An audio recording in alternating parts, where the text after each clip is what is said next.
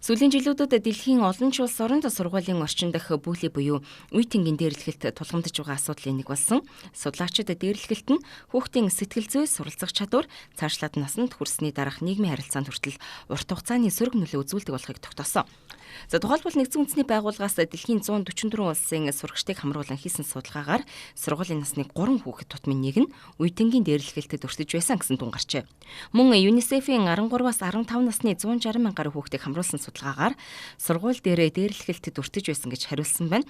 Судлаачдын дүгнэж байгаагаар дээрлэхэлтэд өртсөн хүүхдүүдийн дунд сэтгэл готрол, айдас, түгшүүр, сурлагын дүн буурах жишээнүүд ажиглагдсан байна. Иймд зарим улс орон дээрлэхэлтийг бууруулахад боловсролын тогтолцооны хэмжээнд тусгай хөтөлбөрүүд хэрэгжүүлж эхэлсэн байна. Финландийн Кева хөтөлбөрийг онцолж байна. Энэ системийг сурагч, багш, эцэгхийн оролцоонд тулгуурлажээ. Энэ хөтөлбөр хэрэгжсэн сургуулиудад дээрлэхэлтийн тохиолдол эрс буурч дээрлэхэлтэд өртсөн сурагчдын 90% нь нөхцөл байдал сайжирсан гэж хариулсан байна. Одоогоор Финландийн ерөнхий боловсролын сургуулиудын ихэнх нь энэ хөтөлбөрийг ашиглаж байгаа. Харин United Kingdom-д урьдчилан сэргийлэх арга хэмжээг маш сайн хэрэгжүүлдэг байна.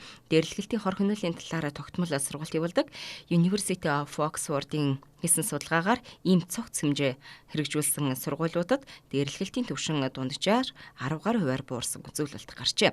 Судлаачдын үзэж байгаагаар үе тэнгийн дээрлэхэлтийг бууруулахад зөвхөн сахилгын шийтгэл хангалтгүй бөгөөд сургуулийн орчин, хүүхдийн харилцааны соёлыг бүхэлд нь өөрчлөх бодлого хамгийн үр дүнтэй тооцогдож байна.